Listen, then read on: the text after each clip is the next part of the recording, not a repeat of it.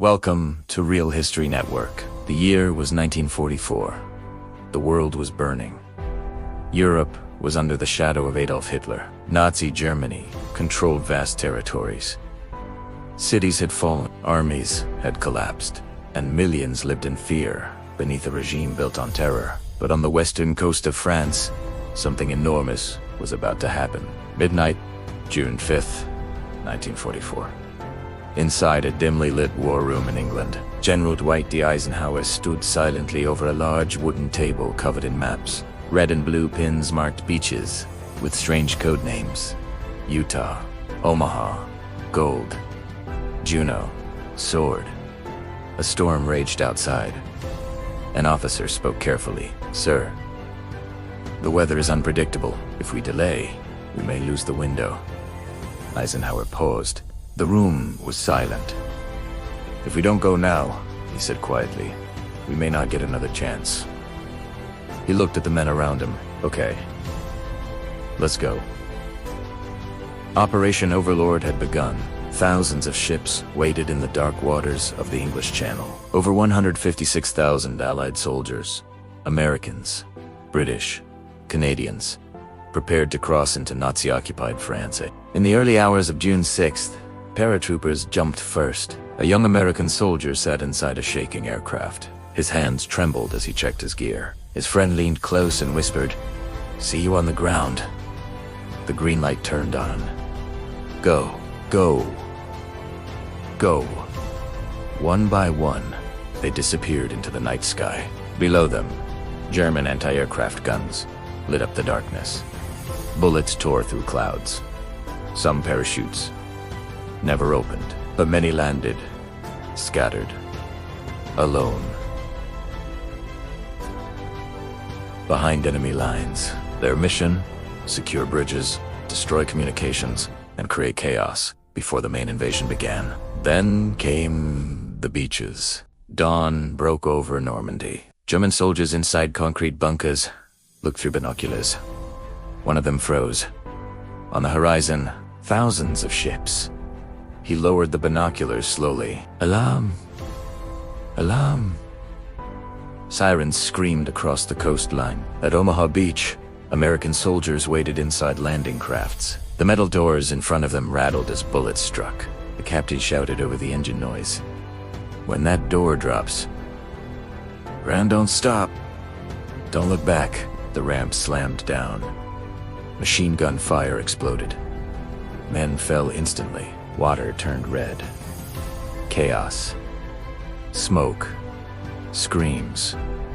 Explosions. Some soldiers drowned under the weight of their equipment. Others crawled forward inch by inch across the sand. A young soldier pressed his face into the wet ground, terrified. Bullets whizzed overhead. He whispered to himself, "Just keep moving. Just keep moving." Above them, Allied warships fired massive shells toward German bunkers. The earth shook. Hours passed. Casualties were heavy, but slowly, painfully, Allied troops began pushing forward. On the cliffs of Pointe du Hoc, U.S. Rangers scaled vertical rock walls under enemy fire. "Keep climbing," a commander shouted. Ropes shook. Men slipped. Yet they climbed. When they reached the top, they discovered something shocking. The massive German guns they were sent to destroy were gone.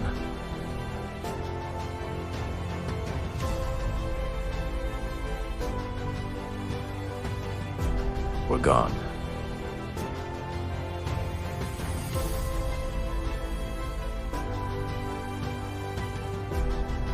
Inland, a small patrol found them and destroyed them manually. Improvisation saved thousands of lives. By evening, 5 beachheads were secured. The cost was terrible. Over 4,000 Allied soldiers dead in a single day.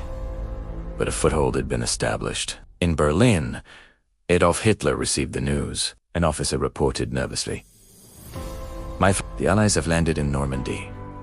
Hitler stared at the map. "They are fools," he replied coldly. "The real invasion will come at Pas-de-Calais." He believed it was a diversion, but it was not. The deception had worked. 4 months before D-Day, The Allies had created a fake army.